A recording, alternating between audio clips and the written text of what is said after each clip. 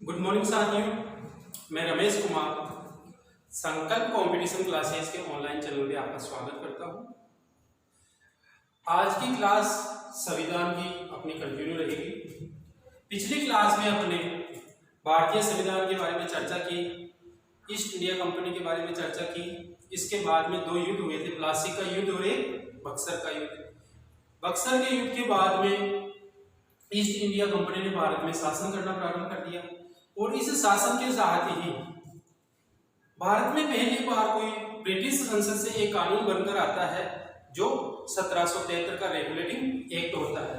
इस एक्ट में बंगाल के गवर्नर को बंगाल, बिहार और उड़ीसा का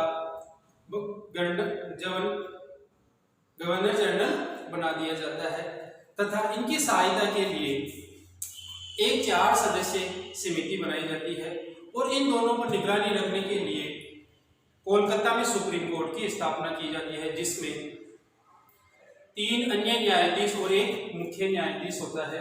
मुख्य न्यायाधीश का नाम आपको कमेंट करके बताना है। और आज की क्लास में हम आगे कंटिन्यू करते हैं।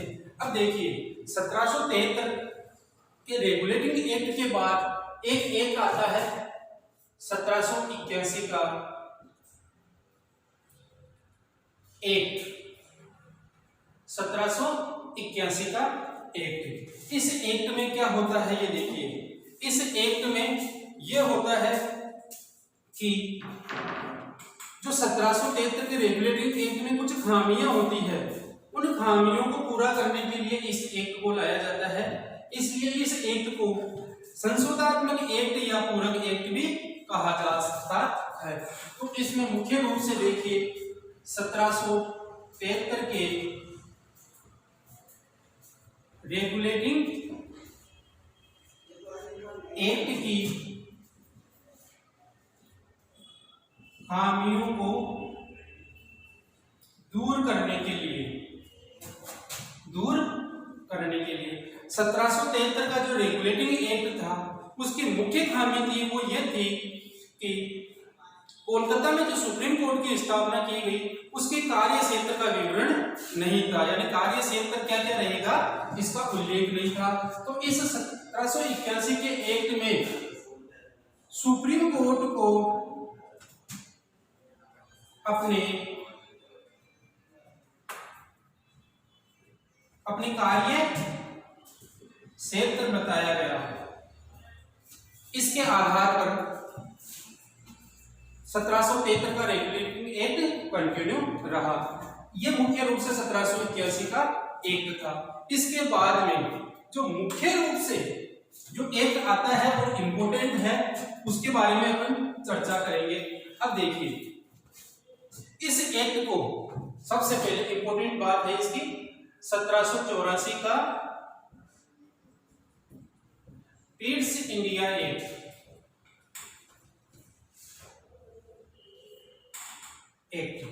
इस एक्ट में क्या होता है देखिए।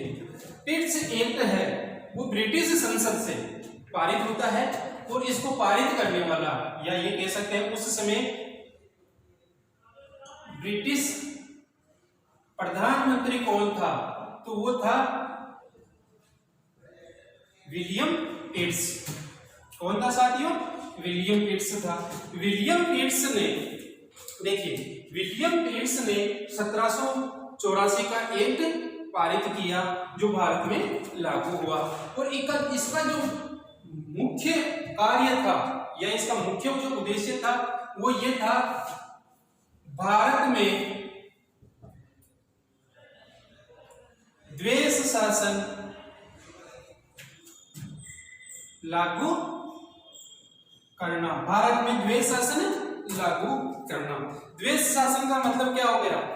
या तो 2 व्यक्ति या 2 संगठन या 2 कंपनियां मिलकर शासन करना। तो देखिए भारत में पहली बार द्वेष शासन लागू किया गया। कौन से अधिनियम के तहत?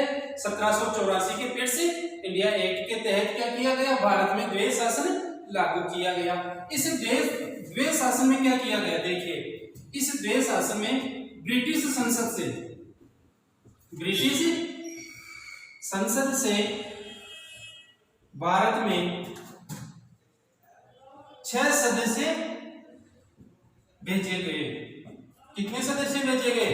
6 सदस्य भेजे गए जो भारत में राजस्व सैन्य व्यवस्था को देखेंगे, व्यवस्था को देखने का काम करेंगे, या ऐसे कह सकते हैं कि ये जो ब्रिटिश संसद से जो 6 सदस्य भारत आए हैं वो भारत में राजस्व और सैन्य को क्या करेंगे? नियंत्रण करेंगे, अपने अधिकार में लेंगे। ठीक है ना?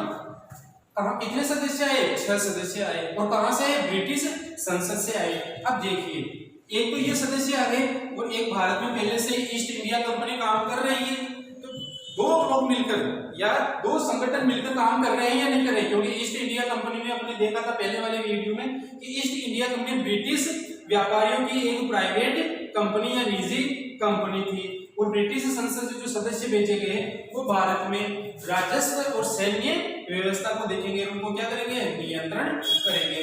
यहाँ पे देखिए, जो ब्रिटिश संसद जो सदस्य आए उनको बोला गया board of control, board of control. क्या बोला गया? बोर्ड ऑफ कंट्रोल बोला गया। अब इस बोर्ड ऑफ कंट्रोल में क्या क्या व्यवस्था हुई? ये क्या करेंगे? राजनीति के अंदर या व्यापार के अंदर जो काम हुए उनको क्या करेंगे? कंट्रोल करने का काम करेंगे। देखिए, यहाँ से आपको स्पष्ट भी हो रहा है कि जो 6 सदस्य भेजे गए हैं वो राजस्व में सैन्य को क्या कर रहे हैं? कंट्रोल कर रहे हैं। तो देखिए, बोर्ड ऑफ कंट्रोल हुआ एक तो, और दूसरा हुआ क्या?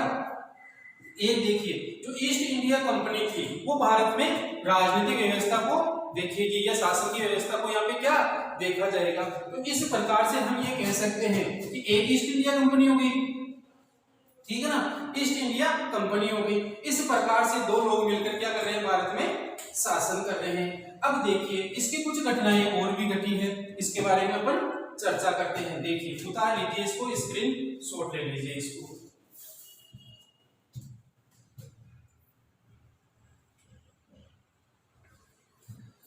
ठीक है ना?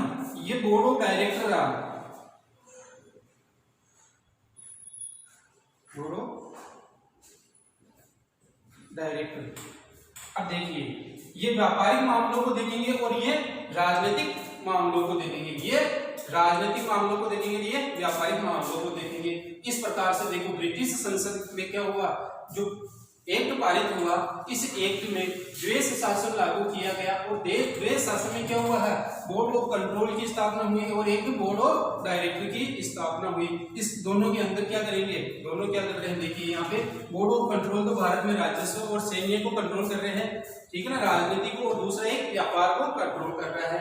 देखिए, इसके आगे क्या होता है। अब देखिए, दूसरा काम इसके अंदर ये किया गया। देखिए, जीजी यानी गवर्नर जनरल, यानी बंगाल का जो गवर्नर जनरल है, जो 1773 के रेगुलेटिंग एक्ट में जीजी की सहायता के लिए 4 सदस्य की समिति बनाई गई थी। 4 सदस्य की जो समिति बनाई गई, उन सदस्यों में से एक सदस्य को कम करके क्या कर दिया गया? 3 सदस्य की समिति बनाई दी गई है। किसको? गवर्नर जनरल की जो सदस्य थे सहायता के लिए। तो पहले एक्ट में 4 थे और यहाँ पे कितना कर दिया गया? यहाँ पे कर दिया गया 3 कर दिए गए हैं। ठीक है साथियों,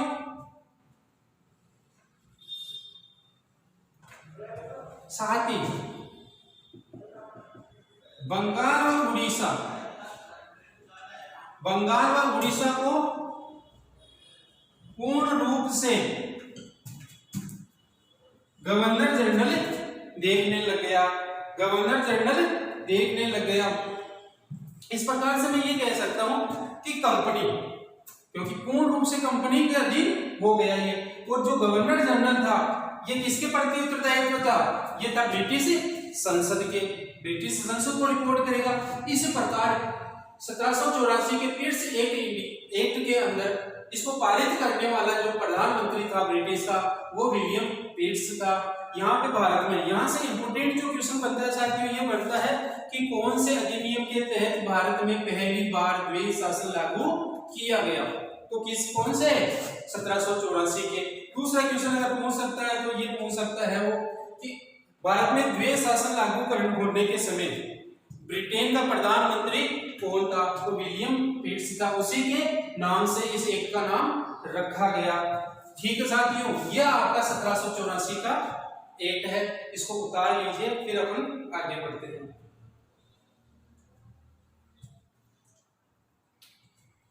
चलिए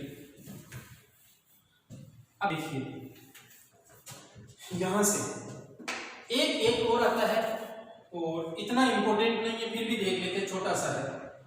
1786 का एक्ट, 1786 का एक्ट है।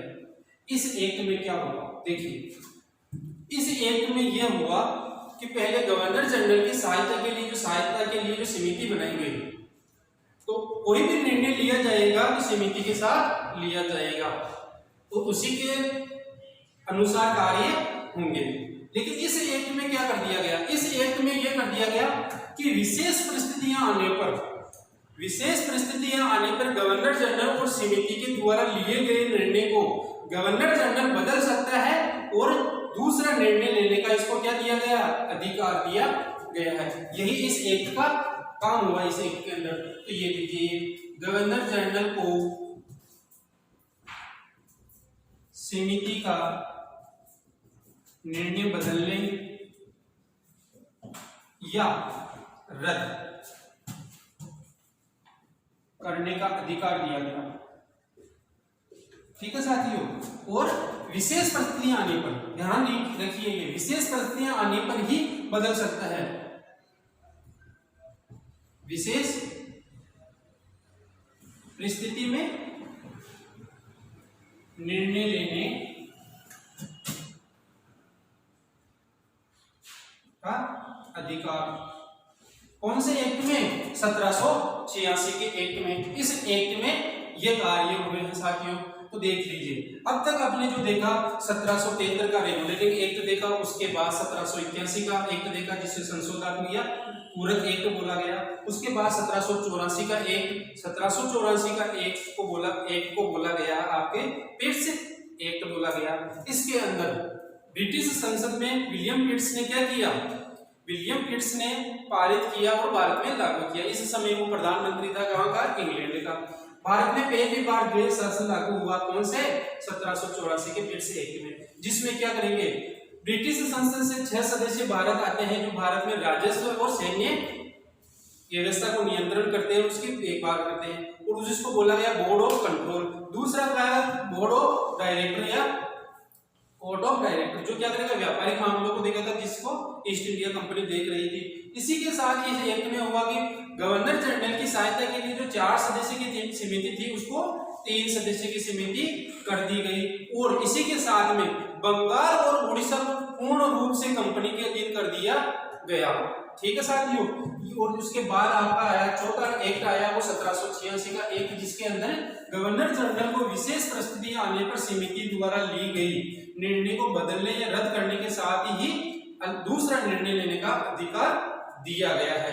ये आपके एक्ट है साथियों। इसके बाद भारत में एक्ट न आकर, देखिए इसके बाद भारत में आते हैं चार्टर एक्ट साथियों। चार्टर एक्ट क्या होता है, चार्टर एक्ट की अपन बात करते हैं। चार्टर एक्ट में क्या होता है कि ब्रिटिश संसद द्वारा या राजपत्र द्वारा, ठीक है ना, ब्रिटिश संसद द्वारा या राजपत्र द्वारा ईस्ट इंडिया कंपनी को भारत में 20 वर्षों तक व्यापार करने का अधिकार दिया गया। यही क्या कहलाया, चार्टर एक्ट कहलाया। चार्टर एक्ट मुख्य रूप से देखा जाए तो राजपत्र के द्वारा क्या कर दिया गया कि आपको 20 वर्षों तक भारत में व्यापार करना है, यानी कि कंपनी को एक समय दे दिया गया 20 वर्षों का, उसके आगे फिर एक निर्णय लिया जाएगा, उसके अकॉर्डिंग आगे बात होगी। तो चार्टर एक्ट इसे बोला गया। और भारत में पहला जो चार्टर एक्ट आया वो आया 1793 का चार्टर एक्ट। इस चार्टर एक्ट में देखो 2 बातें मुख्य रूप से जो पूछी जाती है, वो एक तो इंडिया कंपनी को 20 वर्षों के लिए व्यापार व शासन का अधिकार दिया गया। ठीक है साथियों, पहला बात तो ये हो गई।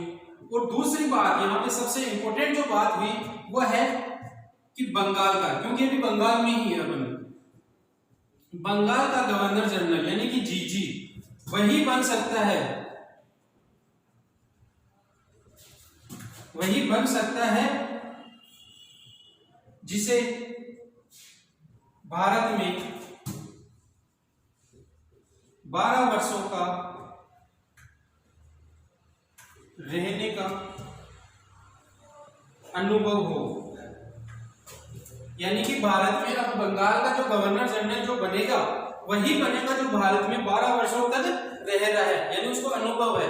क्यों? इसलिए कि अगर वो भारत, मान लीजिए ब्रिटेन संसद ब्रिटेन से किसी नए सदस्य को यहाँ पे बंगाल का गवर्नर जनरल भेजती है बनाकर, और उसको आइडिया ही नहीं है कि यहाँ पे काम कैसे करना है, तो वापस प्रॉब्लम हो जाएगी। इसलिए यहाँ पे एक नियम बनाया गया और उसमें ये बोला गया कि बंगाल का जो गवर्नर जनरल वो बनेगा वो उसको भारत में 12 वर्षों तक रहने का अनुभव होना चाहिए, ताकि वो वहां की परिस्थितियों को अनुभव के साथ क्या उसको देख सकता है, उसके अकॉर्डिंग वो क्या कर सकता है, कार्य कर सकता है, शासन को कंट्रोल कर सकता है। तो देखिए पहला चार्टर एक्ट ये था, कौन सा? 1773 का चार्टर एक्ट था।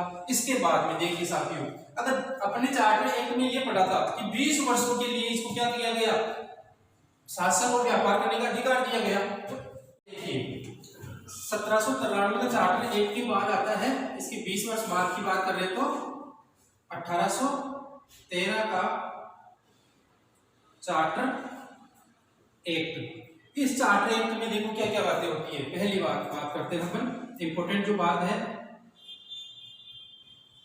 भारत में ईसाई धर्म का प्रचार प्रसार करने का अधिकार। देखो पहला जो काम हुआ 1873 के चार्टर एक्ट में, भारत में ईसाई धर्म का प्रचार प्रसार करने का क्या दे दिया गया, अधिकार दे दिया गया। और देखो दूसरी की जो बात हुई इस पे, इस चार्टर एक्ट में जो इंपॉर्टेंट बात हुई, भारतीय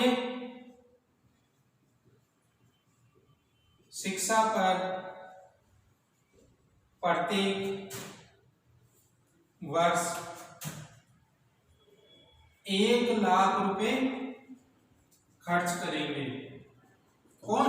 east India company, east India company. ये इंपॉर्टेंट दो काम हुए। और तीसरा काम फिर क्या हुआ, इस चार्टर एक्ट में कंपनी को राजपत्र द्वारा 20 वर्षों तक शासन और व्यापार करने का अधिकार दे दिया गया। तीसरी बात ये है। तो देखिए यहां से ये दो बातें इंपॉर्टेंट है अपने लिए। 1813 का चार्टर एक्ट में भारत में ईसाई धर्म का प्रचार प्रसार करने का अधिकार दिया गया है, और दूसरा भारतीय शिक्षा पर प्रत्येक वर्ष 1 लाख रुपए खर्च करने की यहाँ पे बात की गई। ये 1 लाख रुपए खर्च करने का कारण ये था कि भारत में देखो अलग अलग राज्य में जाओगे या अलग अलग भाग में जाओगे आप, तो वहां पे अलग अलग भाषाएं बोली जाती है। तो भारत में इस ईस्ट इंडिया कंपनी को लैंग्वेज और कम्युनिकेशन को लेकर प्रॉब्लम आ रही थी, तो उन्होंने क्या किया, लोगों को शिक्षित यानी अपनी और वहां की लोकल लैंग्वेज दोनों ही सिखाना स्टार्ट किया ताकि इनके व्यापार में प्रॉब्लम नहीं हो। इसलिए उन्होंने क्या किया, भारतीय शिक्षा पर प्रत्येक वर्ष 1 लाख रुपए खर्च करने का निर्णय लिया गया है। ठीक है साथियों, तो देखिए यहाँ पे 1893 का 1893 का चार्टर एक्ट, उसके बाद में 1813 का चार्टर एक्ट। अब यहाँ पे देखिए आप, इसके 20 वर्ष बाद, इसके 20 वर्ष बाद तीसरा चार्टर एक्ट आता है और वो आता है 1833 में। तो इसको स्क्रीनशॉट ले लीजिए, फिर अपन आगे चलते हैं।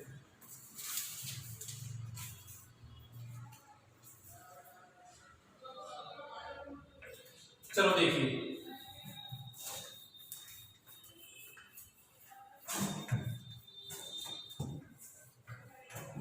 अब अगला जो चार्टर एक्ट आता है वो आता है 1833 का चार्टर एक्ट इंपोर्टेंट है, इसमें देखिए सब दोस्तों। अब आपको तीसरा चार्टर एक्ट है, और इस चार्टर एक्ट में क्या हुआ वो अपन इसमें बातें करते हैं। पहली बात तो सबसे इंपोर्टेंट जो बात यहाँ पे हुई वो हुई बंगाल के गवर्नर जनरल को संपूर्ण भारत का गवर्नर जनरल बना दिया गया।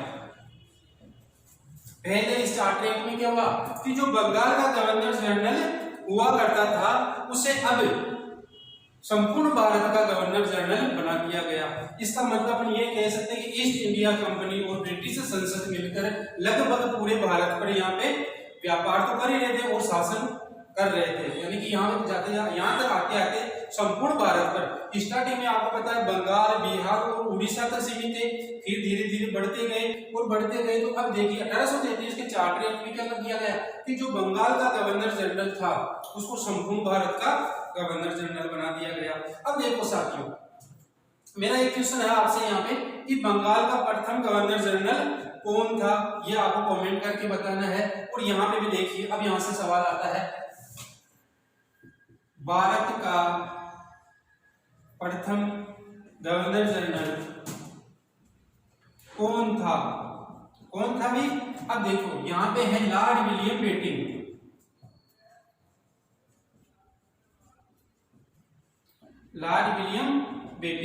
ध्यान रखना, भारत की बात करता है कि भारत का प्रथम गवर्नर जनरल कौन है, तो लॉर्ड विलियम बेटिंग आएगा।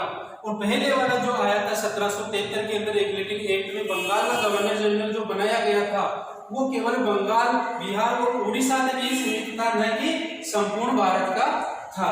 तो देखिए इसके 1833 के चार्टर एक्ट में क्या हुआ कि बंगाल का गवर्नर जनरल था उसको संपूर्ण भारत का गवर्नर जनरल बना दिया गया। और संपूर्ण भारत का प्रथम गवर्नर जनरल कौन बना, भारत का प्रथम गवर्नर जनरल बना लॉर्ड विलियम बेटिंग बना, ठीक है ना। यहाँ पे दूसरा काम हुआ, भारत में पहली बार विधि आयोग का निर्माण किया गया।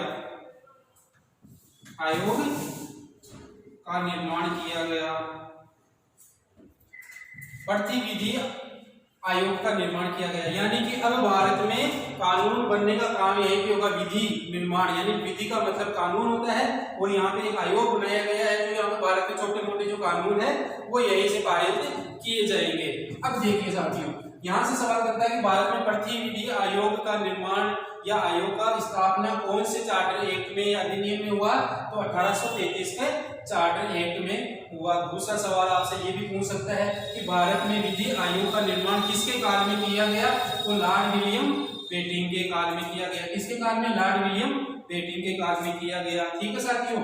अब देखिए चलो सवाल यहाँ से मेरा भी है, वर्तमान में कौन सा विधि आयोग है भारत में, अभी वर्तमान में कौन सा विधि आयोग है, तो अभी वर्तमान में चल रहा है 22वां विधि आयोग। और डेट डाल दीजिए आज की 4/6/2021 ताकि आपको पता रहे, ठीक है ना। तो वर्तमान में कौन सा है, 22वां है। देखिए 33वें चार्टर एक्ट में 1833 का चार्टर एक्ट, इसमें बंगाल के गवर्नर जनरल को संपूर्ण भारत का बना दिया गया। भारत का प्रथम गवर्नर जनरल कौन बना, लॉर्ड विलियम बेटिंग। और इसी के काल में भारत में पहली बार विधि आयोग का निर्माण किया गया। इसी के साथ भारत में दास प्रथा पर रोक लगाई गई। दास प्रथा पर रोक कह सकते हो या गैर कानूनी घोषित कर दिया, प्रथा को गैर कानूनी घोषित कर दिया। गैर कानूनी का मतलब हो गया वही, दास प्रथा का मतलब बंधुआ मजदूरी हो गया। पुराने टाइम में देखा होगा कि कोई कर्जा लेता है तो उसके घर पे काम करेगा जब तक वो कर्जा नहीं चुकाएगा। तो यहाँ पे अंग्रेजों ने क्या कर दिया, यहाँ पे ईस्ट इंडिया कंपनी ने और ब्रिटिश संसद में जाके यहाँ पे क्या कर दिया, भारत में दास प्रथा को गैर कानूनी घोषित कर दिया। यानी कि यहाँ पे अगर ऐसा काम होता है तो अब इनको क्या किया जाएगा, दंड मिल सकता है। देखिए, अब देखिए इसके साथ में जो सबसे इंपॉर्टेंट बात हुई वो नोट डाल के आपको देखना है कि ईस्ट इंडिया कंपनी, यहाँ पे ईस्ट इंडिया कंपनी से व्यापार करने का अधिकार छीन लिया गया। ब्रिटिश संसद ने यहाँ पे आके क्या किया, यहाँ पे ये किया, ईस्ट इंडिया कंपनी से व्यापार करने का अधिकार छीन लिया गया। लेकिन ये जो ईस्ट इंडिया कंपनी है भारत में, ये चीन के साथ व्यापार कर सकता है। ईस्ट इंडिया कंपनी क्या करेगी कि चीन के साथ व्यापार कर सकता है और चाय का व्यापार कर सकती है। तो ये लोग ईस्ट इंडिया कंपनी का व्यापार का अधिकार समाप्त। लेकिन कोष्टक में डालना है चाय व चीन के साथ व्यापार कर सकता है। अब देखिए ईस्ट इंडिया कंपनी को इस चार्टर में क्या कर दिया गया कि आप अब व्यापार नहीं करोगे भारत में, अब केवल प्रशासन यानी शासन ही देखोगे। लेकिन साथ में इनको छूट दी गई है कि चाय का जितना भी व्यापार होगा ये ईस्ट इंडिया कंपनी भी कर सकती है और चीन के साथ जितना व्यापार होगा वो ईस्ट इंडिया कंपनी करेगी। बाकी ईस्ट इंडिया कंपनी किसी देशों के साथ व्यापार नहीं कर सकती है और वो भारत में क्या करेगी, केवल और केवल क्या करेगी, शासन करेगी। यह आपके 1833 के चार्टर एक्ट में यह घटनाएं घटी गई है जिसको लागू किया गया है। तो देखिए इसको उतार लीजिए आप और शॉर्ट स्क्रीन ले लीजिए, फिर अपन आगे बढ़ते हैं। चलिए इसके बाद में देखो भारत में लास्ट चार्टर एक्ट आता है, क्योंकि 1833 के चार्टर एक्ट के बाद में ईस्ट इंडिया कंपनी को राजपत्र द्वारा 20 वर्षों का क्या दे दिया जाता है भाई, शासन और व्यापार करने का अधिकार। लेकिन व्यापार किसके साथ, चीन के साथ व्यापार कर सकता है और चाय का व्यापार ईस्ट इंडिया कंपनी कर सकती है। तो देखिए इसके बाद की बात करते हैं तो आता है चार्टर एक्ट 1853 का चार्टर एक्ट। इस चार्टर एक्ट की जो इंपॉर्टेंट बात है वो ये बात है कि इस चार्टर एक्ट का समय निर्धारित नहीं था।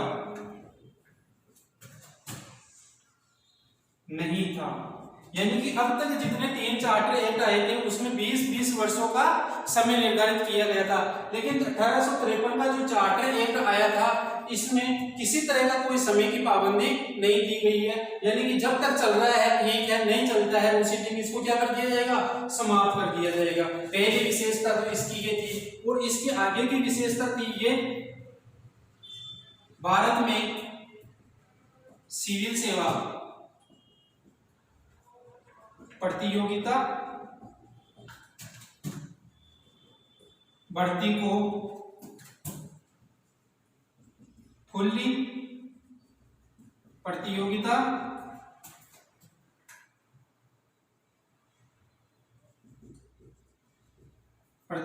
भर्ती कर दी गई। यानी कि अब क्या होगा कि जो सिविल की सेवा है, आईपीएस की बात कर रहे हैं, जो बड़े पदों की बात कर रहे हैं, पहले वहां पे कौन, ब्रिटिश लोग ही थे। लेकिन इस चार्टर एक्ट में क्या कर दिया, भारत में इसको खुली प्रतियोगिता भर्ती कर दी गई। यानी कि इसमें जो भी एग्जाम में बैठ सकता है और इसको फाइट कर सकता है। इस चार्टर एक्ट में ये बात हुई थी। इस चार्टर एक्ट के बाद में सबसे बड़ी बात है तो आपको पता है कि इस चार्टर एक्ट को पूरा न होते हुए एक घटना घटती है, वो होती है घटना 1857 की क्रांति। 1857 की क्रांति 1857 की जो क्रांति है ये सैनिक विद्रोह है, सभी को पता है। ये अपन 1857 की क्रांति का यहाँ पे चर्चा नहीं करेंगे, लेकिन 1857 की क्रांति जब होती है तो यहाँ पे ब्रिटिश संसद को ईस्ट इंडिया कंपनी को समाप्त करने का अवसर मिलता है। और इसके बाद जो अगला अधिनियम आता है वो आता है 1858 का भारत शासन अधिनियम। इसमें भारत का जो शासन है ब्रिटिश संसद या महारानी के हाथ में चला जाता है। तो इस 1858 के भारत शासन अधिनियम की चर्चा अपने अगली क्लास में करेंगे। यहाँ तक जितनी क्लास में अपने बात की है या आप रिवीजन कीजिए, इसको पढ़िए आराम से। जहां कहीं प्रॉब्लम होती है आप कमेंट करके बताइए।